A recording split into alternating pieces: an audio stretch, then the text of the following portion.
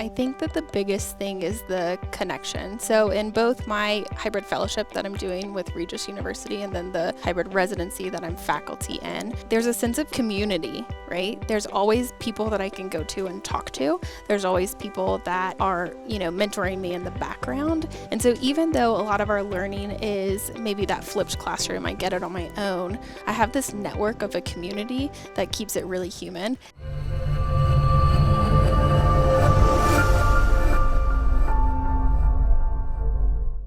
Hollis, welcome to the show. Thank you. Make sure I get this right. You're presenting your work with Duke Orthopedic Hybrid Residency team on how gamification can transform PT education. That's right. I was very excited for this. So Okay. I want to get into gamification because I need to chase a carrot. I don't mind. I understand. You don't have to convince me. Exercise is great and doing this and cardio and resistance all the way. I need to make it a game. If it's not a game, I get bored. I have no attention span. I leave. So I'm excited to have somebody who learns and studies gamification. So let's start with can you just give me what is your working definition of gamification? Because I feel like I maybe don't have I feel like I know enough, but maybe I don't know what's your working definition of it? Yeah, so if you look into this, you can find a number of definitions, but really what we're looking at is taking game elements and putting it into traditional education. Those game elements could be rules of the game. It could be points, rewards, maybe punishments, right? We always have a win and a lose. It kind of taps into that competitive drive as well. So the true definition is using game elements in traditional education. And the reason that we're doing this is to try to gain the motivation, tap into the competitive drive, increase participation from learners, and hopefully that's going to improve their outcomes, right? And making them do it more. Right. All Repetitive nature. We're going to pause. Hold on a second, because you would hate me if we had video come out and there was a hair just going like this. I'm not a big hair guy, but I want to make sure we're good.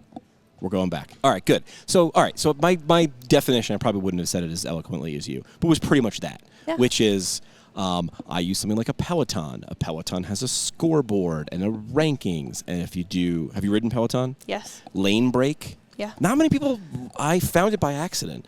Lane break is sort of like a video game. So it's less of like the instructor telling you what to do and more like you're a wheel and you get points and it lights up and makes dings and there's a total and it gives me stars. Like all the things, even when I know I'm being gamified, I'm still a big dumb animal and I'm like, ooh, I need to get 100%. 99 is not good enough. And that's how we are as humans. We're big dumb animals. But even when we know if a trick's being done, we still fall for the trick. So it's use the trick for good. Yeah. There's things called clickbait, right? But you can use clickbait properties and make people do healthy things also. So it's not good or bad. It's what is the actual motive. So you're introducing gamification to PT education? This is a twist. What sparked that idea in that learning could look and feel and be more like playing? Well, I think for us, for our Duke hybrid residency, obviously we're in a hybrid model, so it's almost like a flipped classroom. Our students, our learners, are getting their information on their own ahead of time, so they get this asynchronous content that they're given through videos, and then they come to weekend labs with us. It's our job to facilitate their learning and help them to apply and integrate it. And what better way to get their engagement than to make it fun?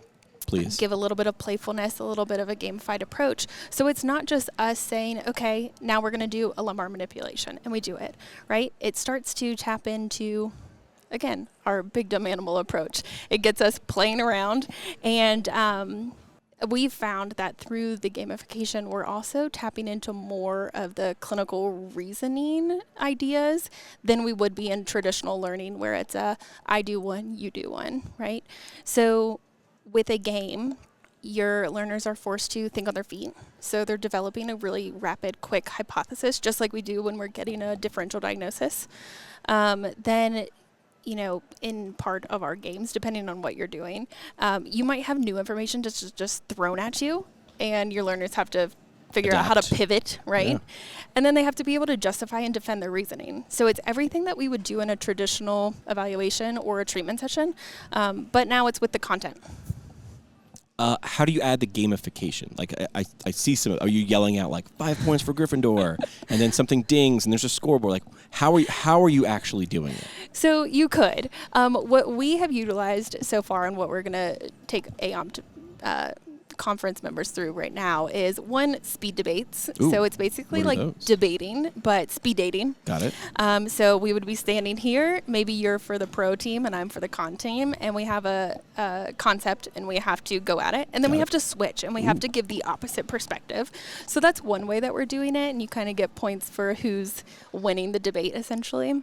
The other one that we're doing, we call it knockout. So it's likened to a basketball knockout game, right? Familiar, yep. We've played. Where we'll do it with manual therapy today, where there's a group of maybe 4 to 6 learners. You have one facilitator, which is the normally instructor, professor, etc. You're given a maybe diagnosis or impairment or a combination of the two, and then it's rapid fire. So somebody steps in and they do a manual therapy technique that would benefit that patient case. So let's say we have knee OA with limitation, knee extension. You might go in there and do an anterior mob, and then the next person has to come in and do something different that would still reach that goal. And you keep going until last man standing, essentially. So you have to keep thinking, okay, that's do. crossed off, that's crossed off, that's crossed off. And at any point in that, somebody could challenge you and say, actually, I don't think that's appropriate for this case, and here's my reasoning behind it. And you can then try to defend yourself, right? Yeah. So that's what we're trialing today, or we're utilizing today. But there's many other options. Have you heard of Kahoot? Yeah, familiar with Kahoot. Yeah, so online platform, trivia game based, you get points for your accuracy, and then you get points for how quickly you answer the question. So there's a leaderboard. Ding, ding, ding, you win, right? Flashing lights. Yep. There's escape rooms. Ooh, yeah. This really came popularized in the COVID era where we were on Zoom and we could do multiple breakout rooms, but I've seen it also work in a traditional classroom setting. So this is the scenario where maybe you have a case description and your learners have to unlock different objective findings in order to get the information. That was awesome. This guy just walked right through our shop. But we'll keep going. We'll just pretend like that didn't happen. Such an Easter egg. That's great. Keep going. That scared me. So then they're having to unlock different information and adapt to it, just like they would in a clinical setting. And then there's some debriefing that goes on. The other one that's been popularized in research right now is board games. Now, admittedly, haven't tried that yet. However, there's some descriptions of maybe using miming, like charades, essentially, forbidden words, almost like a catchphrase scenario. So that one I have to play with a little bit more, but it's been written about more often in research. Yeah. So there's some options. Well, so there's some obvious motivations there. Like we love games. Yeah. And then we know people like games and react well to games. But then, I'm not saying who, but some people might have just said, we'll sit here and read this chapter silently and then I'm going to quiz you. And then, of course, that's not really exciting. So you're spicing, your variety is a spice left. So this sounds like just a load of different spices that you're able to pull off the shelf. So you've shown us like some concrete examples of what the games could look like. You're finishing your fellowship and stepping into a DCE role. How does your experience as a clinician, as an educator, gamifier, how's that going to influence things going forward? Yeah, I mean, I think that this is a big reason for me stepping into a DCE role. You know, I've been in the clinical side. I've dealt with students. I've dealt with DCEs as well. And then I've been on the education side over the past 6 years in DPT education and post-professional education. And so for me, this kind of blend, I have that clinical background. I can bring it to my students. I can give them real world examples of how they can be successful in a clinic.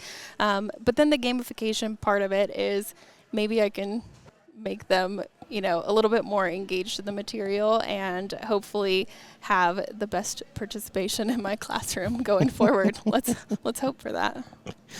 Any gamification principle you haven't done yet, but you've seen or heard? I mean, now we're in the time when you can come up with ideas and share them at scale. You don't need to necessarily bump into someone at a conference and have a 20-minute conversation.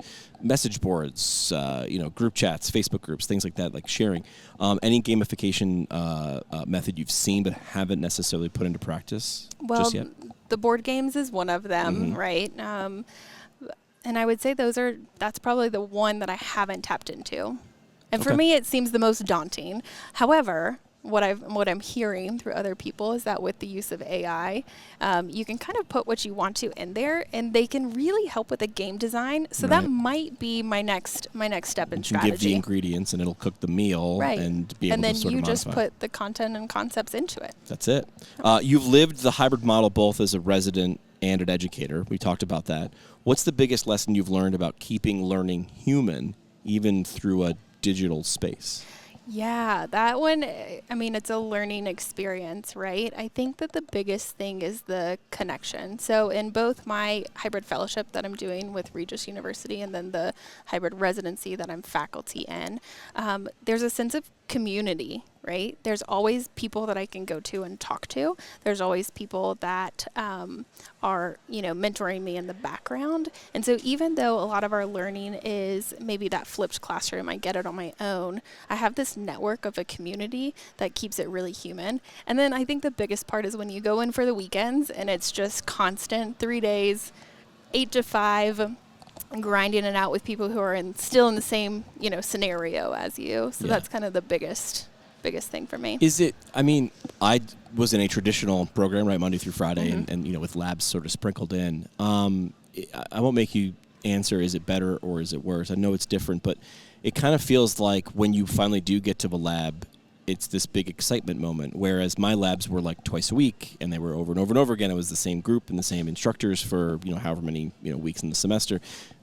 It feels like if you're going to do like a 3-day, and that's not happening every weekend, right? So it sort of feels like an event. Yeah. If your birthday was every week, it would be less exciting. So I guess that's what I'm asking is, how have you noticed those differences between traditional versus doing a really intensive 3-day weekend lab? Yeah, well, and now to hear you explain it like that, I'm like, maybe the hybrid model with the intensive weekends or those weekend labs is similar to the gamification, right? Yeah. It's amping up and getting anticipation to get to this one time where you can nerd out, for lack of better terms. Look at the NFL season. There's only like 18, 19 weeks. Yeah. It's one game a week per team, but Right. makes that one game a bigger deal, right? Which is why the stadiums are bigger. But, baseball in a 162-game season, it's like, well, they're all important. It's like, are they though? Because I know math works. 1/19th or 162nd.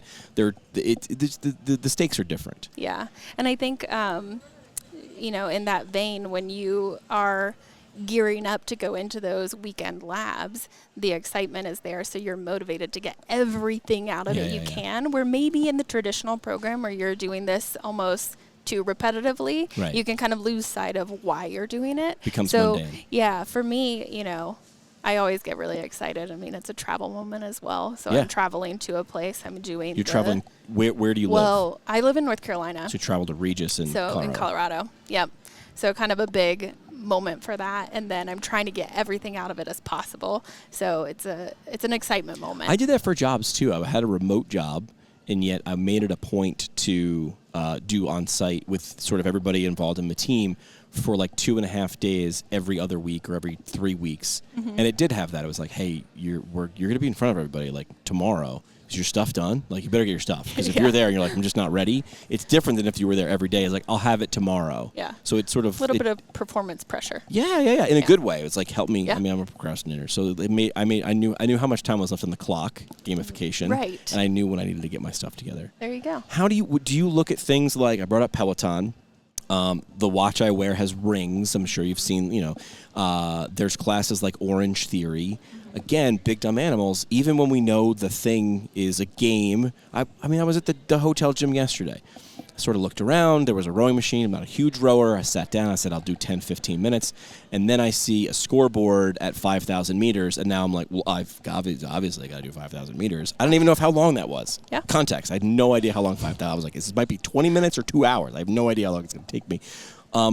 So those components, do you look at them from a psychological perspective? Because I love calling my buddy who's a psychologist and go, hey, why do I do this? And he's like, okay, let's deconstruct that. But do you look at those principles from like the basic psychology and then say, how can we use that?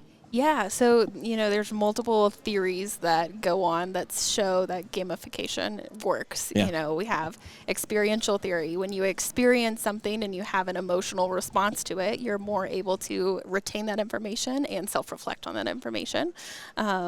There's, social comparison theory. That's the competitive drive, right? It's like I go into a workout on Peloton saying I'm just going to stay in zone 2, but then I see a guy who's really close to me in points, and I'm like, I'm not going to lose to that guy, even though I have no idea who he is. I'm never going to see him again. Exactly. And I blow up my entire workout just to beat that person. Exactly. And so that can happen. There is...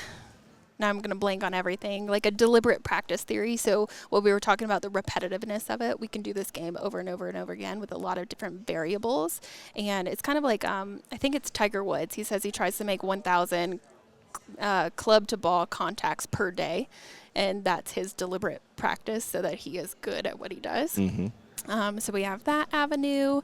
But yeah, there's a lot of psychological theories that go behind it. And I might be a little bit wrong, but I'm pretty sure on the prereqs for PT school, there's one psychology elective. One. Right. You just had to have one. I had like intro to psych, but you could have had like a random psych. And yet then you get around people and you're like, oh, it's all psychology. It's all psychology. This is wherever you have two people involved, there's some psychology. Actually, just one person in a room, there's some psychology going on. Contextual factors are huge. Okay.